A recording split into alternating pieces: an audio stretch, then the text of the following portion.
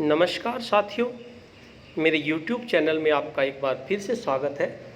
साथियों, मिशन प्रेरणा के अंतर्गत उत्तर प्रदेश को प्रेरक प्रदेश बनाने का लक्ष्य रखा गया है, जो हमें मार्च 2022 तक पूरा करना है। इसी के अंतर्गत 3 शिक्षक मॉड्यूल विकसित किए गए हैं: आधारशिला मॉड्यूल, ध्यानाकर्षण मॉड्यूल और शिक्षण संग्रह मॉड्यूल। इन मॉड्यूल्स का हमें अध्ययन करना है। साथियों, ये मॉड्यूल्स हमें PDF के रूप में मिले हैं, जिनको पढ़ना एक मुश्किल कार्य है। इसी कार्य को आसान करने के लिए मैंने तीनों मॉड्यूल्स पर आधारित कुछ वीडियो बनाई हैं। आपने देख ली होंगी। अगर आपने नहीं देखी तो मेरे चैनल पे जाके देख लीजिए। आज की इस वीडियो में हम आधारशिला मॉड्यूल, ध्यानाकर्षण मॉड्यूल और शिक्षण संग्रह मॉड्यूल पर आधारित 40 अति महत्वपूर्ण प्रश्नों को पढ़ेंगे, जिससे आपके तीनों मॉड्यूल्स कवर हो जाएंगे और इसमें काफ़ी कुछ आपको मॉड्यूल्स के बारे में पता चल जाएगा। तो चलिए शुरू करते हैं तीनों मॉड्यूल्स पर आधारित प्रश्नोत्तरी।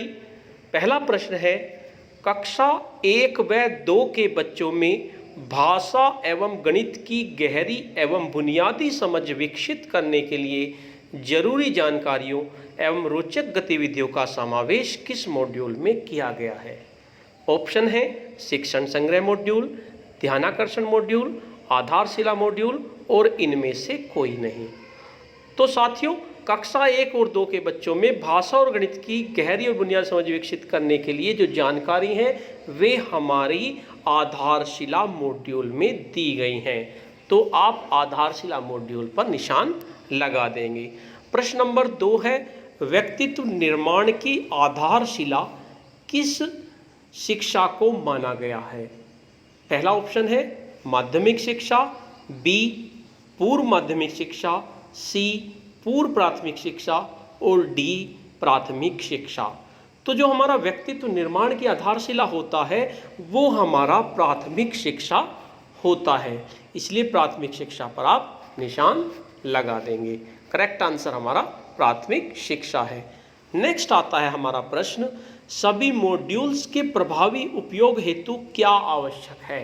ए हस्त पुस्तिकाओं का आद्योपांत अध्ययन, बी अपने ज्ञान तथा अनुभव से हस्त पुस्तिकाओं को और अधिक समृद्ध करते रहना, सी विद्यालयी परिस्थितियों के अनुरूप सामग्री को चयनित करना, या डी उपयुक्त सभी।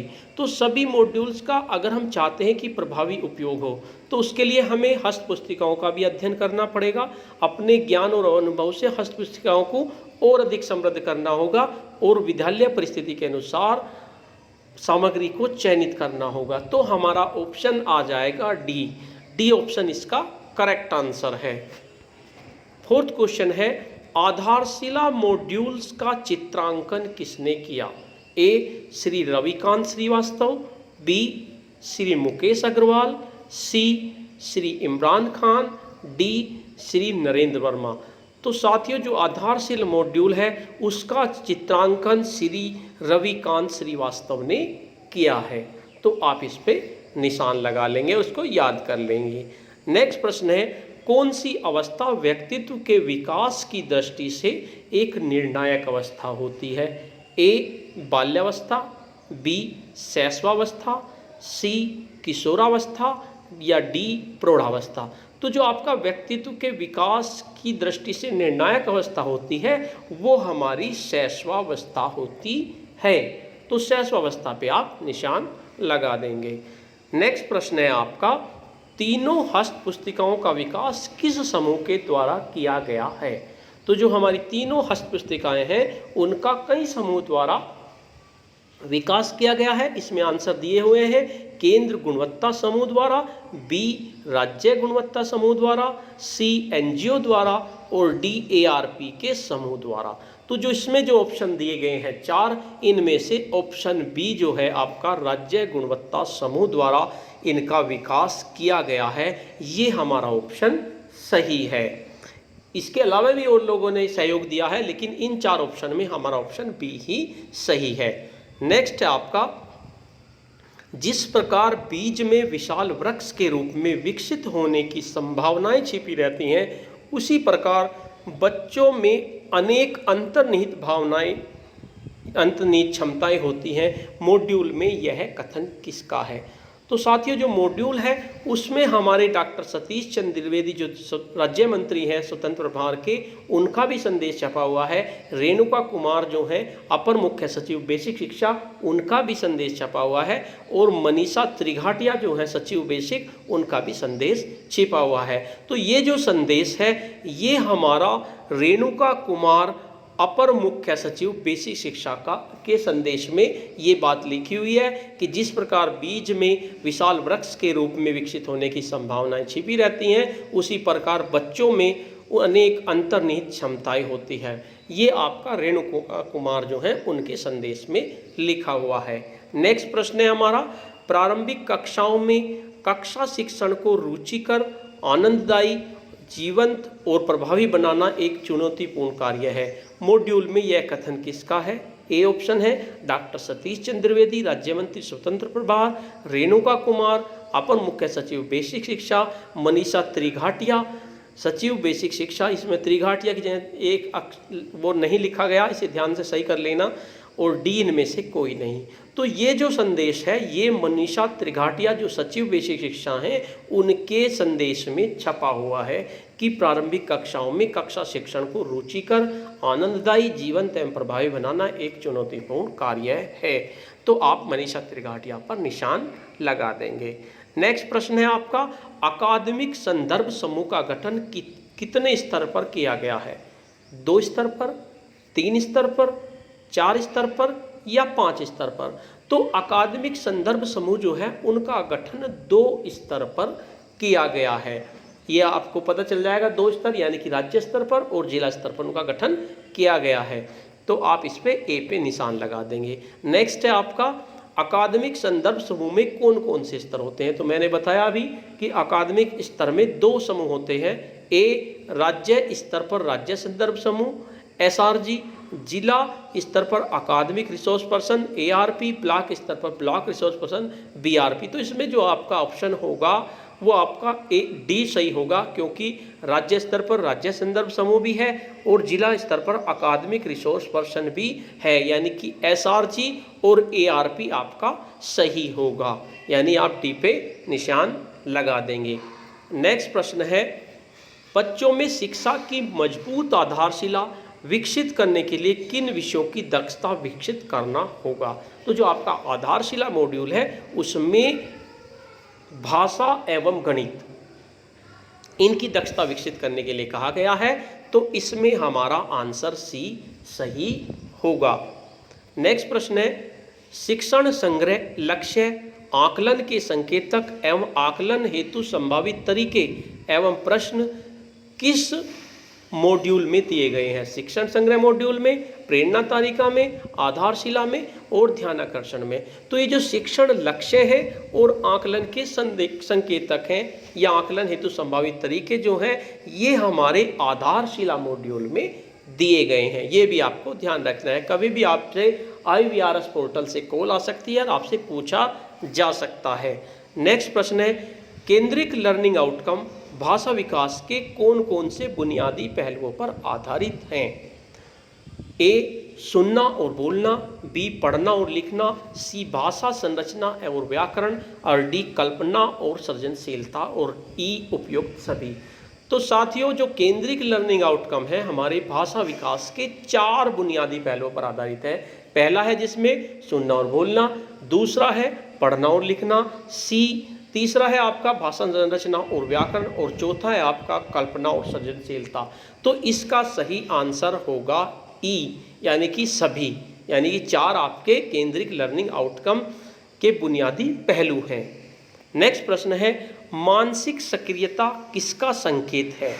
सीखने का, सिखाने का, शिक्षण का या उपयुक्त सभी का? यानी मानसिक सक्रियता कब किसका पहलू है, संकेत है? यानी सीखने का, यानी कि आपकी मानसिक सक्रियता हो रही है तो इसका मतलब आप सीख रहे हैं, तो सीखने के पर आप निशान लगा देंगे। नेक्स्ट प्रश्न है, किसी गतिविधि के मूल सिद्धांत कौन से हों? गतिविधि के मूल सिद्धांत कौन कौन से हैं? ए, शुरुआत रोचकता और चुनौतीपूर्ण कार्य से हो। बी, कोई भी गतिविधि 4 चरण ERAC, ई से एक्सपीरियंस, आर से रिफ्लेक्शन, ए से एप्लीकेशन और सी से कंसोलिडेशन में पूरी की जाए। गतिविधि सीखने के लक्ष्य और लर्निंग आउटकम से जुड़ी हो। उपयुक्त सभी।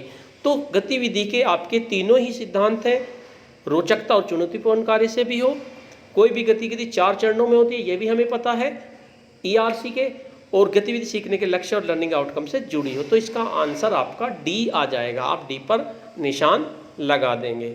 नेक्स्ट प्रश्न है आपका, सुश्री वंदना गुप्ता ने शिक्षण संग्रह मॉड्यूल के निर्माण में किस रूप में अपना योगदान दिया है? तो जो वंदना गुप्ता हैं उन्होंने शिक्षण संग्रह मॉड्यूल के निर्माण में चित्रांकन किया है उसका, तो चित्रांकन में अपना योगदान उन्होंने किया है। नेक्स्ट प्रश्न है, निम्न में से किसका उपयोग कर शिक्षक अपने दैनिक कक्षा शिक्षण को रोचक एवं बाल केंद्रित बना सकते हैं? यानी कि शिक्षक जो है आपको ए ऑप्शन है ध्यानाकर्षण मॉड्यूल, बी आधारशिला मॉड्यूल, सी शिक्षण संग्रह मॉड्यूल और डी उपयुक्त सभी। यानी अगर हम तीनों मॉड्यूल्स का अच्छी तरह से अध्ययन कर लें, उसका उपयोग कर लें, तो शिक्षक अपने दैनिक कक्षा शिक्षण को रोचक और बाल केंद्रित बना सकते हैं। तो इसका आंसर होगा हमारा डी, यानी तीनों का ही उपयोग हमें करना है। नेक्स्ट प्रश्न है, बच्चों के आगामी जीवन की आधारशिला को कौन सुनिश्चित करता है? यानी उनके आगामी जीवन की आधारशिला कैसी होगी, कौन सुनिश्चित करेगा? ए, विद्यालय में शिक्षकों का स्नेहपूर्ण एवं संवेदनशील व्यवहार, बी, विद्यालय की व्यवस्था, सी, ICT का उपयोग और डी उपयुक्त सभी। तो बच्चों के आगामी जीवन की आधारशिला तब पड़ेगी जब बच्चों में विद्यालय में जो शिक्षकों का स्नेहपूर्ण व्यवहार हो और संवेदनशील व्यवहार हो, तो उनके आगामी जीवन की आधारशिला पड़ेगी। तो आप ए पर निशान लगा देंगे।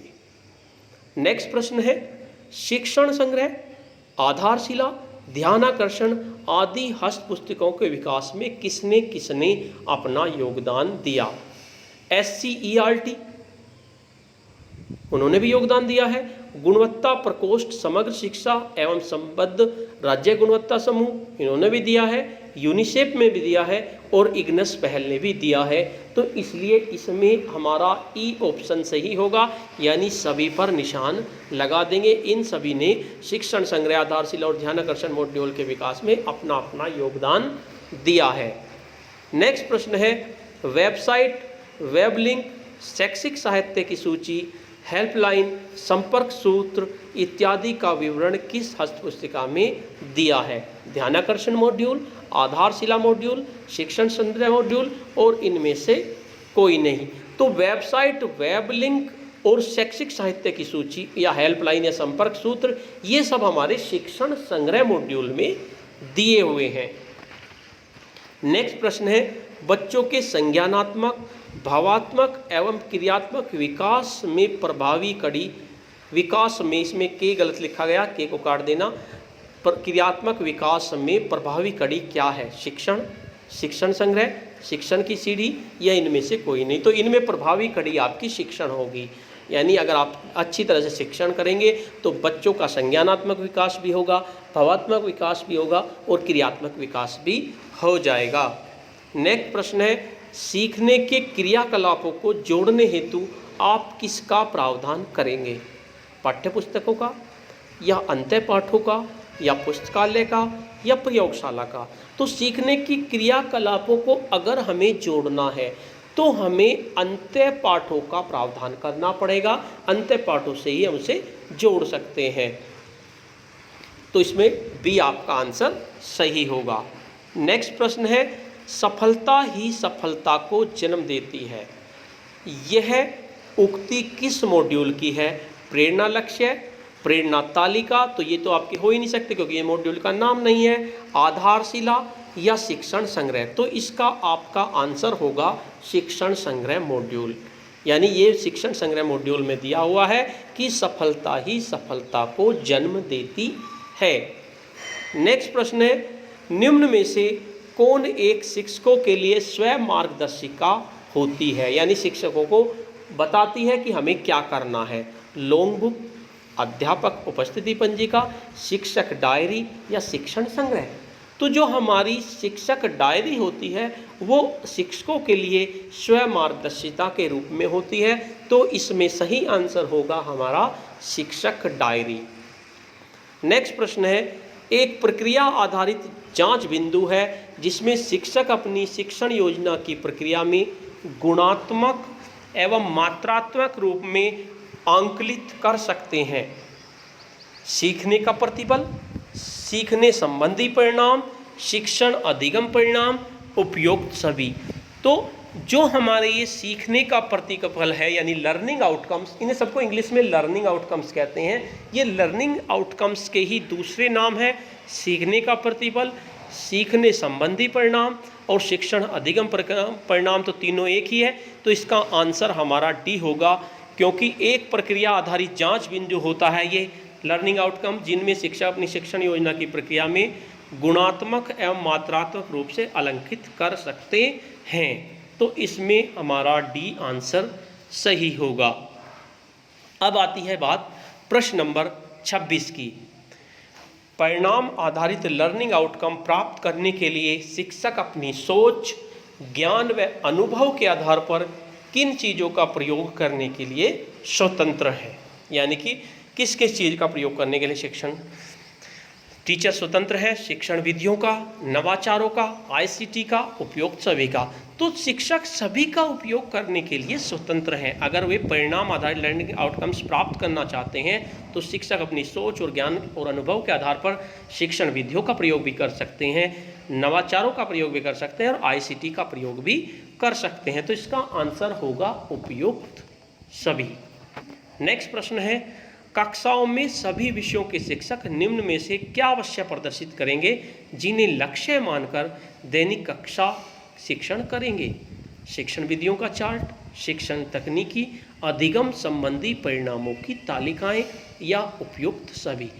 तो कक्षाओं के सभी विषयों के शिक्षक जो हैं अधिगम संबंधी परिणामों की तालिकाओं को अवश्य प्रदर्शित करेंगे जिनको लक्ष्य मानकर दैनिक शिक्षण कार्य किया जाएगा। तो इसका आंसर हमारा सी होगा कि अधिगम संबंधी परिणामों की तालिकाएं, इन्हें उन्हें प्रदर्शित करना होगा।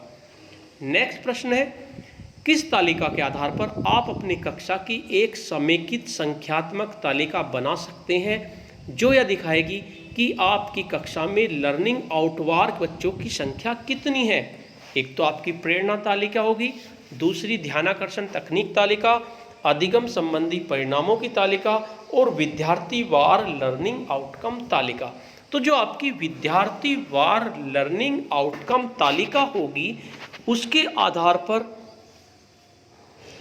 आपकी कक्षा में लर्निंग आउटकम बच्चों की संख्या का पता चल जाएगा। तो इसका आंसर होगा विद्यार्थी वार लर्निंग आउटकम तालिका। नेक्स्ट प्रश्न है, शिक्षण संग्रह मॉड्यूल में लिखित शब्द बाला क्या है। बाला नाम आपने सुना भी होगा, एक फिल्म का नाम भी है बाला। तो ऑप्शन दिए गए हैं, building as a learning aid, as a learning aid, यह एक बच्चे का नाम है, यह एक भवन का नाम है और यह एक फिल्म का नाम है। वैसे तो बाला एक फिल्म का नाम भी है, आप अच्छी तरह से जानते हैं, आपने देखी भी होगी। लेकिन अगर हम शिक्षण संग्रह मॉड्यूल में बात करें तो शिक्षण संग्रह मॉड्यूल में बाला से मतलब है हमारा building as a learning aid. तो इसका आंसर ए आपका सही होगा। नेक्स्ट प्रश्न है, किसके आलोक में पुस्तकालय के संसाधन का उपयोग समझ के साथ पठन की विधि को सुगम बनाने के लिए भी किया जाए। ए, पढ़े भारत बढ़े भारत, बी, खेले भारत खिले भारत, सी, खूब खेलें खूब खाओ खूब पढ़ो, डी, उपयुक्त सभी। तो अगर बात आती है पुस्तकालय के संसाधनों का उपयोग समझ के साथ पठन की विधि को सुगम बनाने के लिए किया जा रहा है, तो इसमें आंसर ए, पढ़े भारत बढ़े भारत सही है। आप पढ़े भारत बढ़े भारत पर निशान लगा देंगे।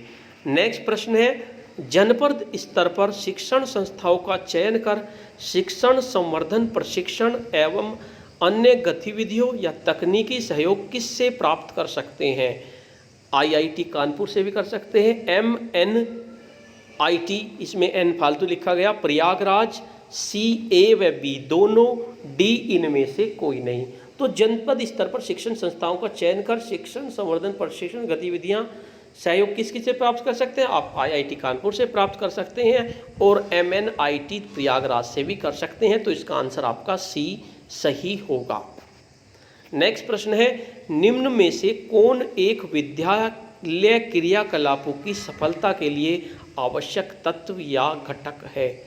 A बैठक व्यवस्था, B पास पड़ोस, C टाट पट्टी, इनमें से कोई नहीं। तो विद्यालय क्रियाकलापों की सफलता के लिए वैसे तो ये तीनों ही आवश्यक हैं। बैठक व्यवस्था भी आवश्यक है, पास पड़ोस भी अच्छा होना चाहिए, टाट पट्टी भी सही होनी चाहिए। लेकिन हम शिक्षण मॉड्यूल्स का अध्ययन कर रहे हैं तो उसके अनुसार इसमें आंसर A बैठक व्यवस्था सही होगा। तो आप इसमें बैठक व्यवस्था पर निशान लगा देंगे। नेक्स्ट प्रश्न है, एक ऐसी प्रक्रिया जिसमें शिक्षक अपने विचारों में नया परिवर्तन लाते हुए विद्यालय एवं कक्षा शिक्षण प्रक्रिया में कुछ बदलाव करते हैं को कहते हैं? शैक्षिक भ्रमण, शैक्षिक नवाचार, शून्य निवेश या इनमें से कोई नहीं। तो जब शिक्षक अपने विचारों में नया परिवर्तन लाते हुए विद्यालय एवं कक्षा शिक्षण प्रक्रिया में कुछ बदलाव लाते हैं तो उसे शैक्षिक नवाचार कहते हैं। तो आप शैक्षिक नवाचार पर निशान लगा देंगे। नेक्स्ट प्रश्न है, किस हस्तपुस्तिका में बच्चों के चिन्हांकन, वर्गीकरण एवं विभिन्न शिक्षण तकनीकों का उल्लेख किया गया है? तो जो शिक्षण तकनीक है हमारी या बच्चों का चिन्हांकन और वर्गीकरण है वो हमारा ध्यानाकर्षण मॉड्यूल में दिया गया है। तो इसमें जो आंसर ऑप्शन C होगा ध्यानाकर्षण मॉड्यूल वो सही होगा। आप ध्यानाकर्षण पे निशान लगा देंगे।